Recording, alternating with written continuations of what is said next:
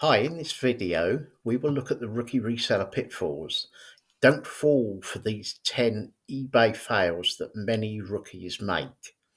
Now, if you're new to eBay reselling and you're eager to turn your eBay side hustle into real money, then you'll want to avoid these mistakes. Now, these mistakes can actually turn any profits from pounds into pennies. I'm going to share with you 10 mistakes that are regularly made. Um, and I want to do this so that it won't hold you back on eBay. Now, you'll want to stick around to the end of this video to discover the most surprising error that even seasoned resellers are still making, and it's costing them time and money. Before we get into the 10 mistakes that a lot of rookie resellers make, what I want to do is actually prove to you that I am actually on eBay. I am an eBay reseller, and I have been for probably on and off nearly 20 years now. So I'm inside my eBay account just to prove that I'm genuine. Um, as you can see, I'm based in the UK. Let's scroll down here. And you can see here over on the right hand side, I'm top rated seller. And if I was evaluated today, I'd still be a top rated seller. Now, the first mistake is made by a lot of new resellers is that they expect to make as many sales and sell items as quickly as established resellers. And unfortunately, this a lot of the time isn't the case. What you've got to remember is that established resellers will have good feedback. They will also have people that regularly come back to their store.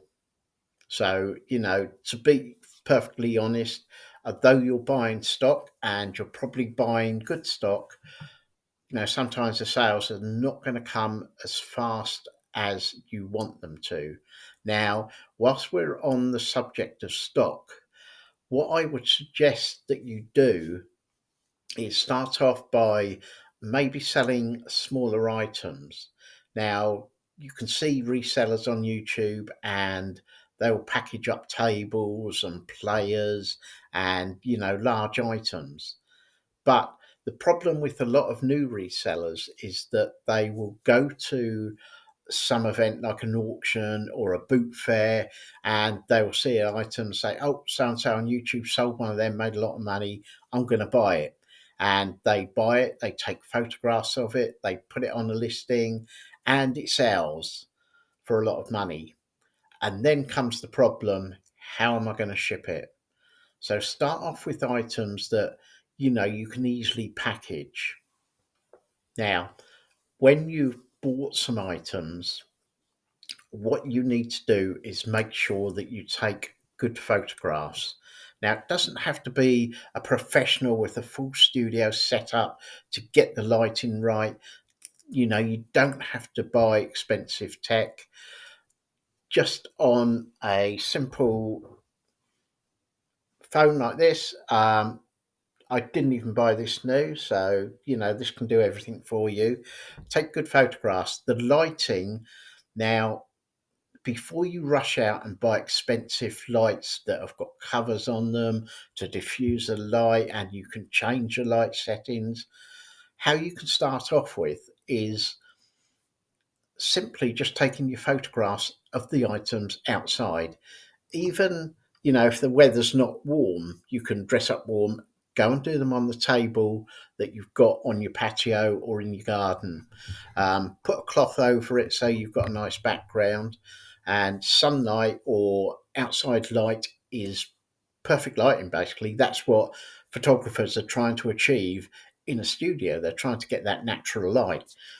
Now, another way of doing it, if you don't fancy doing it outside, if you've got a large window or a room with a window, put a small table beside the window and use the natural lighting that's coming in from that. But when you're doing it, make sure to check for shadows across the table, and that's the same outside. You don't want to take some photographs or take 20 or 30 photographs, get them on your computer or laptop or whatever on your phone, and suddenly you realise there's a big black mark through the photograph where there was a big shadow. Now, if you wanted to go for some sort of lighting and you can afford to do that, that's great. Now, one of the easiest things I use is this here. Now, this you can get on Amazon, and you will not find an affiliate link below this video because I'm not about selling affiliate links. This is about information, giving you the information that you may need or find helpful. Now, this comes in a small little bag, so it's light, so you can carry it around. So, if you do your photographing in, I don't know, an upstairs room in your house, you can carry that up very easily, and you just unpack it and it all pops together in a big square like this. Now, the other day I knew I was going to do this video, so what I'd done, I timed how long it would take me to take the stuff out of the bag and set up the light box. And I deliberately took my time, and I had it set up in just over 1.5 minutes, so 90 seconds. The reason why you need to be a bit careful about the lighting of the objects that you're photographing is that your photographs have got to be as good as you can get them without having to spend thousands or hundreds of pounds on special lighting.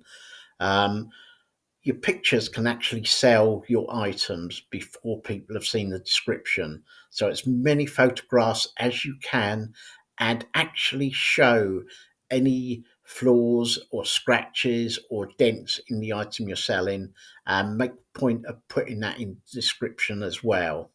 Now, the third mistake a lot of new resellers do is that when they're doing the description of the item, you don't want a full £500 essay. You just need the basics there. Like if you're selling a disc player, you put the disc player and the name of it and the model number of it, and you just tell the person that's looking at your listing, the buyer wants to know if it's working and everything's okay with it. Also, are there any scratches or marks on it? You need to put that. So any flaws in the outside casing, tell them about that. Now, the surprising thing about certain disc players and video cassette players is that even if they're not working, they will still sell. And the reason for that is that people are looking for spares for maybe video recorders they've already purchased. But what you need to do is actually put in the heading that it is spares or repairs. If you don't do that and somebody buys it expecting it to work, properly as it should, you're going to get a return. And you don't want to be getting too many returns because that can affect your status on eBay. Right, now, whilst we're on the subject of putting your items onto eBay, the description, we're going to look at pricing and how you can find out what things are actually selling for. Now, what I've done here, I've put in Adidas Superstar White Silver Stripe Trainers, UK size 7. Now, you've got a pair here that's on sale for £14. You've got another pair here that's on for £29. These are on for £20. These are on £28. And the prices are all over the place. These are on for £10. Now, the way to find out what the actual price is these trainers are being sold for, or to get a good idea, is, let's scroll to the top. Now, on your eBay page, if you scroll down, and we're looking at the left-hand side here, and you scroll down to show only, and you tick sold items. Now, these are what they've actually sold for. These have gone for £11 plus P&P. These have gone for £14.99, free postage. These have gone for £17.50 plus a postage. And, doing this will give you some idea of the price range and will help you to, get your items priced within that margin. Now, if you've got a really nice pair and you wanted to hold out for the top dollar on those, that's fine. But what you've got to remember as a new reseller is you may have a limited budget on what you can pay for stock. Now, if you're going to a boot fair every week, what you will find is that budget will decrease quite rapidly because things you put on eBay a lot of the time do not sell within the first few days. You are going to have stock that will build up that will sit on your shelves for 4 weeks, 5 weeks, 2 or 3 months. Now, whilst we're on this subject, one of the questions that I see in a lot of Facebook groups and other online questions and answers forums is somebody will say, how can I compete with other people that are selling their stuff for free packaging and posting? Well, it's quite simple because they're not doing it free packaging and posting. It looks that way to the seller. Now, let me explain this good one here. Look, this person has got a pair of trainers on for £11. So you go and buy them, and then you have to pay £3.20 postage. Fair enough. But then if you add these together, you're actually paying £13.20. So what other buyers are doing, and I also offer free P&P, I work out what the postage is going to be and I add it to the price that I want for the trainers, which is what this person's done. They're selling theirs for $14.99 free postage. Now, what they're actually doing is probably selling it for about £11.50, £12, but they've added the postage on. Again, here, they've done $14.99 free postage. Now, £3.20 of that is going to be postage. So if you're selling something and you want the postage separate, that's fine. But how can I put this? The people that are offering free postage have already worked out what that item is going to cost to send, and they add that on top of the price that they want for the trainers. It's simple. Now, the fourth error that a lot of new resellers make is that they may buy, say, 8 or 9 items at an auction, at an estate sale, and they will photograph them, they will list them, and they'll put them on eBay. Now, there's a lot of proof out there, and I know myself that if you've got, say, only 8 or 9 items until the next time you go to, an auction or a boot fair, would be to list 1 to 2 items each day, no more than that. Now, the reason for that is because if you're going on each day and putting something new, eBay sees that as good. And doing that consistently is better than putting them all on in one go. Now, there's there's eBayers out there that will say, no, you're wrong. Put them all on, it doesn't matter. Well, it doesn't if you've got a huge amount of stock. If you're starting out, consistently putting things onto eBay, listing things, 1 a day, 2 a day is better than putting them all on one day. Now, not even in the past, recently, if I'm in my eBay account and I'm not even listing, but I'm just doing stuff in my eBay account, quite often I'll suddenly get a sale out of nowhere. It's like any other platform. If you're using it and consistently in your account, eBay is going to see that you're really active on that account and it can result in getting extra sales. Now, I mentioned a little while ago about adding free postage. A good way to do this, if you've got heavy items, weigh them before you list it.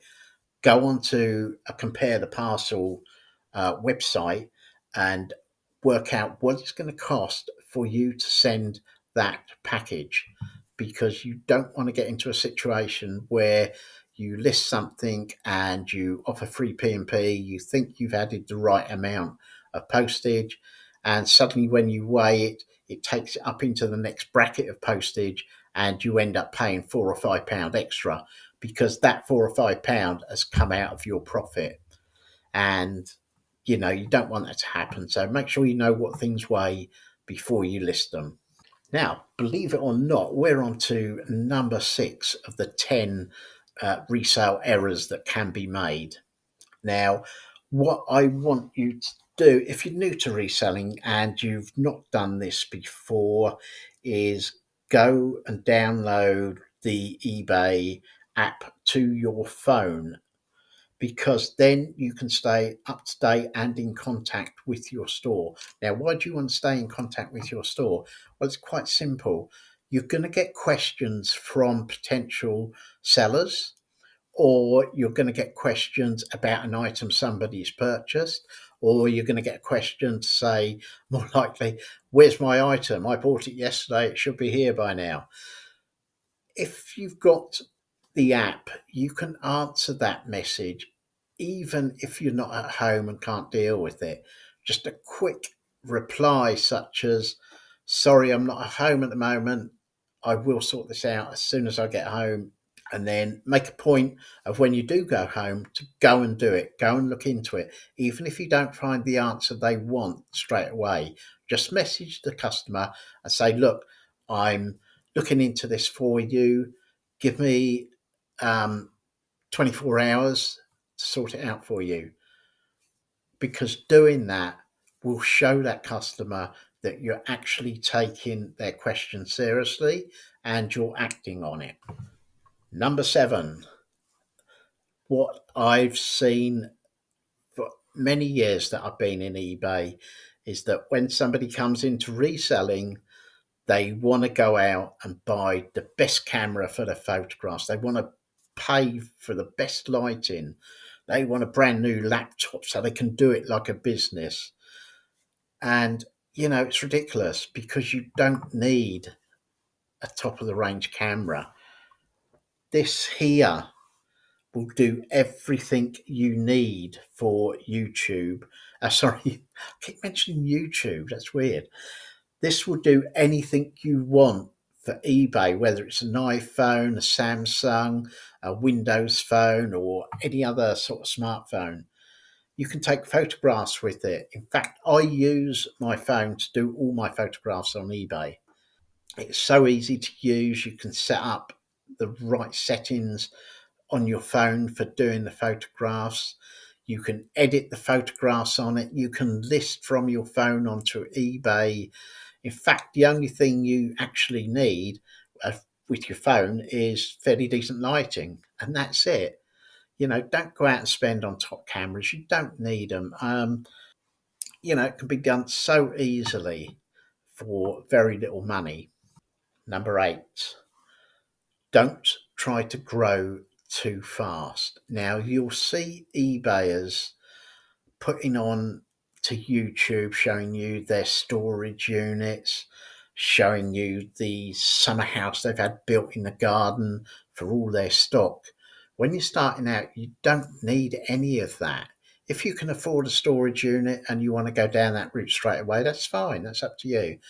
But use the room you've got in your house. Now, before you say, I've got no room, what you got under your bed is empty. Well, you can put containers under the bed with items in it. When I first started out, I just had them stacked on a bookshelf, had a couple of bookshelves in a room. I then moved on as I was going bigger. I actually stored stuff in the loft. And yes, every day when I sold something, I'd have to get the ladder out, climb up into the loft. I was saving anywhere from 80 to £100 per month on that. Don't go for a storage unit until you really have to. Now, with the storage unit, if you get to the stage where your house is cram packed with stock and you've got nowhere else to put it, and you filled up the garage and the garden shed or an outbuilding, then look at a storage unit. But don't go and buy or rent a storage unit to store all your stock.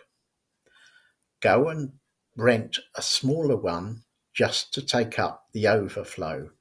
And then when you've filled that and you're making consistent money from eBay, then maybe you can look at going into a big storage unit. So don't try and grow too fast. I've done that in the past.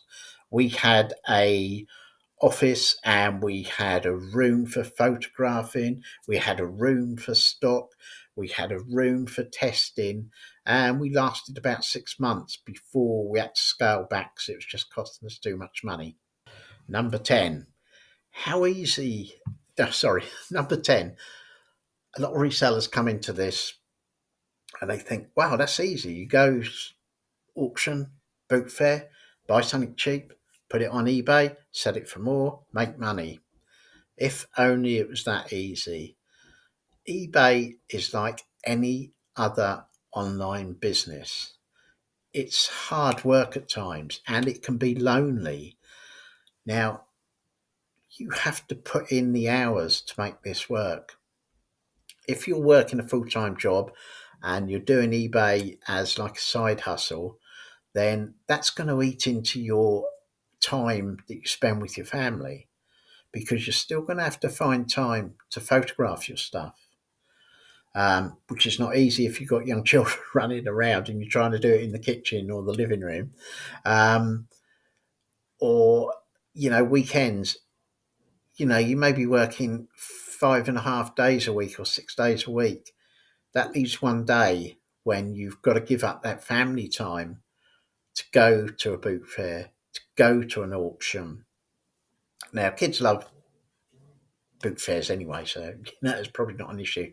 But you've got to do it every week, you know, and it can be get so easy to become tied up into that, and it suddenly becomes almost like a job that you don't want to do. I love doing eBay. I love going to the boot fair, seeing what I can find, what I can turn into a profit. But it's hard work, and there's days I'll get up and think I don't really want to go today. So it's not all, it's not all sunshine, and you're going to get bad days on eBay as well. Now, I know I've brought the excitement down a bit, but you've got to be realistic about this. Right. Now, told you at the beginning of this video, stay to the end, I'm going to give you a tip that even seasoned resellers are still not doing. They're still getting this wrong, and it's costing them time. And believe me, it costs money. And that is, you need to put in an inventory system. Now, what do I mean by that? Well, let's say as a new reseller, you've got a bookcase where you put the items on there that you've bought and you've listed. What you need to do, even if it's just one bookcase, is just get a little sticky label and put, I don't know, put A on it and put it on the front of the bookcase at the top. That's A. And then you number the shelves 1, 2, 3. Now, when you're listing something, you can put in a SKU. Now, a SKU is not seen on your listing, but what it does when that sells, it tells you exactly where it is on that bookcase. So you could put in something for your SKU. You could put something like, this item is A1. Now, A1 means it's on bookcase number A and it's on shelf 1. You can go straight to it, and you're thinking now, well, I've only got 8 or 9 items, so I don't need that. You do. You need to get into the routine of doing it. Once you've added maybe 3 or 4 sets of shelving, then you'll see why you need a good system in place. Now, I remember 15 years ago, I was storing stuff in the loft, and I would go up and I'd have games and things stacked right up high, and I'd be looking for a certain item, and I could be up there half an hour without actually finding it. And suddenly it seems as if it's disappeared. And then you start to question, have I sold that? And it's appeared back on eBay, because that does happen, believe me. I'll put another video out about that. So you've then got to go and tell someone that's paid for that item that it's no longer available. So you've let down a seller who may not come back to your store again because I ordered something, they didn't have it. They tried to con me, and that's the way some people work, sort of think. So get an inventory system in properly, because that's cost you money if you can't find an item. It's cost you a half hour of time. Half hour, you could have wrapped 3 or 4 different parcels, and sent them off. So get an inventory system in place. I've got one. Top resellers have got one. Some of them haven't got anything, and they will spend a lot of time trying to find an item that they can't find. If you've liked this, please give me a thumbs up. Leave a comment. Any questions, I'll get round to answer. I'll get round to no. I will definitely answer them as quick as possible. So, bye for now.